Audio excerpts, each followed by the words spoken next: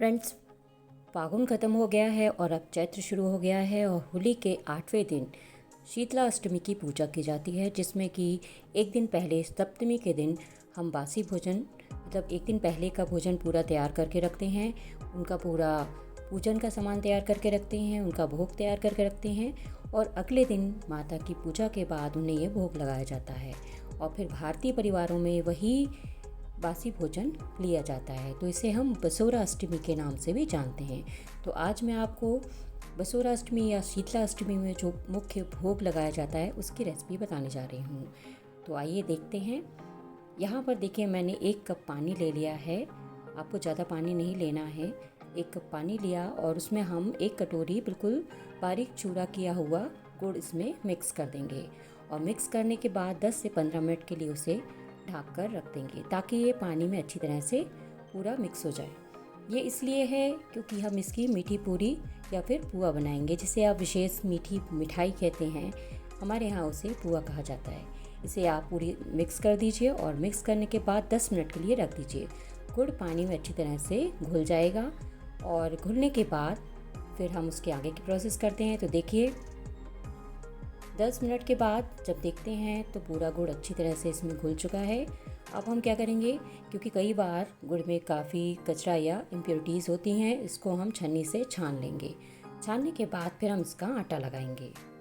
क्योंकि इसमें जो भोग तैयार करते हैं काफ़ी साफ़ सफाई से करते हैं, तो इसमें आपको साफ़ सफाई का विशेष ध्यान रखना है, क्योंकि ये माता को भोग लगाया जाता है। तो देखिए, यहाँ पर हमने गुड़ को अच्छी तरह से छान लिया है और अब हमारे पास इसका शीरा तैयार हो गया है। अब आपको क्या करना है, 1 कटोरी आटा लेना है। ये गेहूं का आटा है और इसमें हम 1 चम्मच या आधा चम्मच शुद्ध घी ऐड कर देंगे और इसको अच्छी तरह से आटे में मिक्स कर देंगे। मिक्स इसलिए कर देंगे ताकि जो पुए हम बनाएंगे वो काफ़ी सॉफ्ट और कुरकुरे रहें।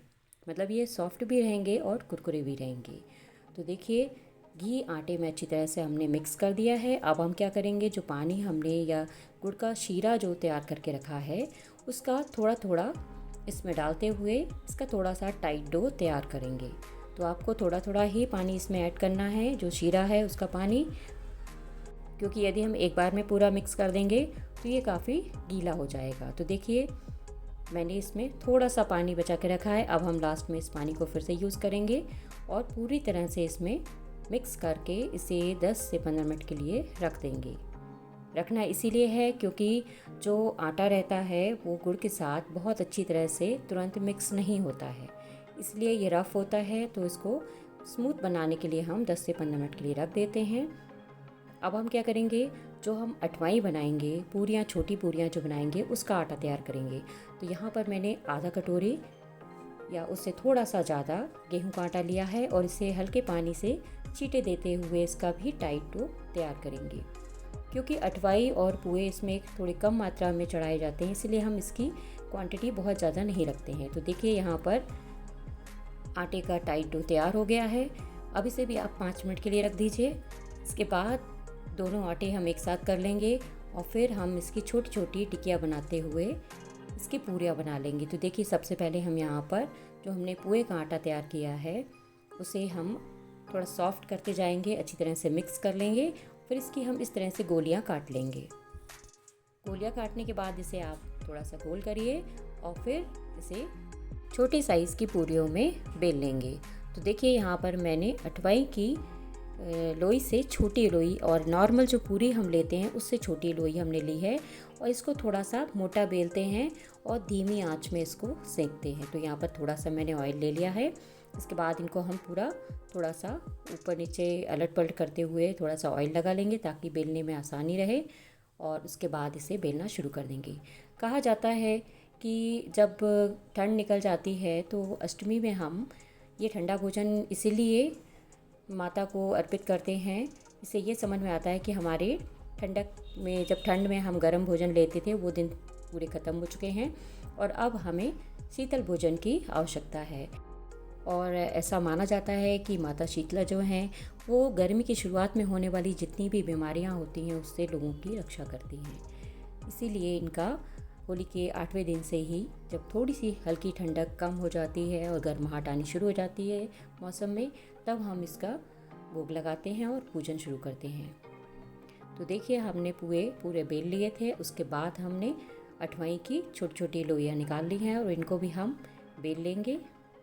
हमारे यहाँ पर माता शीतला की पूजा काफ़ी धार्मिक भावनाओं के साथ में सुबह सुबह जब हम एक दिन पहले जो भोजन बनाते हैं उसके दूसरे दिन प्रातःकाल में ही नहा धोकर हमें मंदिर जाना होता है और हम ये जो भोग बनाते हैं और जो खाना बनाते हैं उसे काफ़ी साफ़ सफाई से बनाते हैं और उसके बाद माता को अर्पित करते हैं। उसके बाद पूरे दिन यही खाना खाया जाता है, मतलब उस दिन ताज़ा भोजन नहीं बनाया जाता है। तो देखिए हमने पूरियाँ और पुए बेल कर रख लिए हैं। यहाँ पर ले लिया है हमने पैन में ऑयल और जब ये गर्म हो जाएगा पहले हमें इसे तेज़ आंच में गर्म कर लेना है। उसके बाद गैस की फ्लेम को लो कर लेना है और फिर हम इसमें जो हमने अठवाई बना के रखी थी, छोटी पूरियाँ बना कर रखी थी, उनको अच्छी तरह से फ्राई कर लेंगे। और जब पूरियाँ पूरी सिक कर तैयार हो जाएंगी उसके बाद हम इसमें जो हमने पुए बेल कर रखे थे उनको भी सेक लेंगे। मुझे याद आता है कि जब मेरी माँ इसको करती थी तो रात में 10 बजे के बाद उनका खाना बनना शुरू होता था और रात के 1-1:30 बजे तक वो पूरा खाना और भोग बनाकर तैयार करती थी। लेकिन अब क्योंकि फ्रिज की सुविधा है तो हम बनाकर शाम को रख देते हैं और दूसरे दिन खाने से 1-1.5 घंटे पहले निकाल लेते हैं। तो देखिए यहाँ पर पुए भी तलने शुरू हो गए हैं।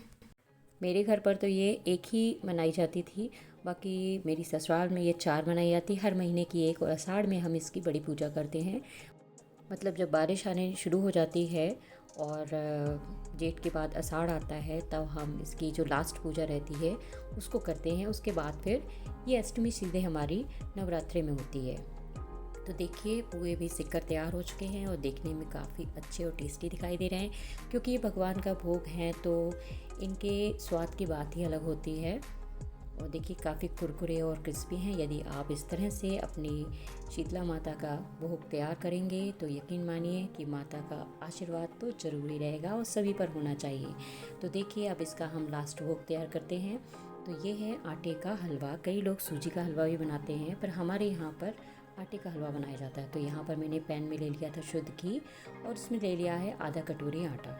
इसको हम लगातार चलाते हुए धीमी आंच पर ही अच्छी तरह से सेक लेंगे।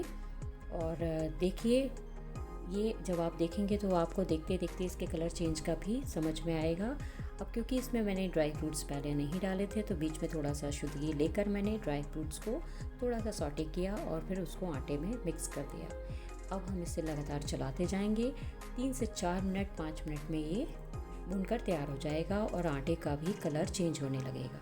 जब आटे का कलर चेंज होने लगता है तो आटे की बहुत अच्छी खुशबू पूरे किचन में फैल जाती है और वो मुझे महसूस हो रही है, मुझे लग रही है। बस मैं आपको बता सकती हूँ क्योंकि जब भी आप भी आटे का हलवा या पंजीरी बनाते होंगे तो ये खुशबू दूर दूर तक जाती है कि हाँ कहीं पर ये आटे का काम हो रहा है। तो देखिए हमारा आटा अच्छी तरह से भुनकर तैयार हो गया है।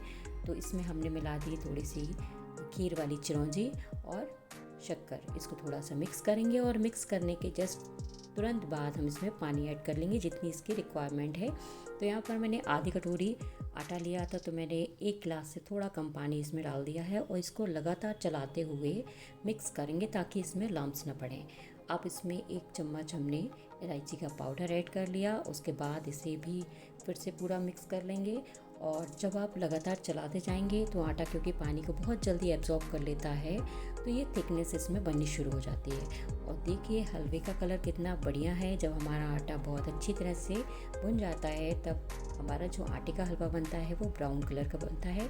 यदि कच्चा आटा है तो वो थोड़ा सा वाइटनेस आती है। और जब आटे का हलवा बनना शुरू हो जाता है तब देखिए क्या होगा, ये पैन को धीरे धीरे छोड़ने लगेगा। आपको इसमें मेहनत करने की बिल्कुल भी ज़रूरत नहीं पड़ेगी। आप चलाते जाएंगे और हलवा पूरे पैन को छोड़ता जाएगा। आप इसे नॉर्मल कढ़ाई में भी बनाएंगे तो कढ़ाई को भी ये अच्छी तरह से छोड़ देता है। तो देखिए हमारा ये आटे का हलवा भोग तैयार हो गया है। बस इसे निकाल लीजिए और ठंडा कर लीजिए। इसके बाद सुबह माता रानी को पूरी का, पुए का और हलवे का भोग लगाइए। जय माता दी। आपको वीडियो कैसा लगा तो प्लीज़ कमेंट करके बताइएगा। और यदि मुझे सब्सक्राइब नहीं किया है तो ऐसी ही बहुत सारी रेसिपीज़ के लिए मुझे सब्सक्राइब करें, लाइक करें और शेयर करें।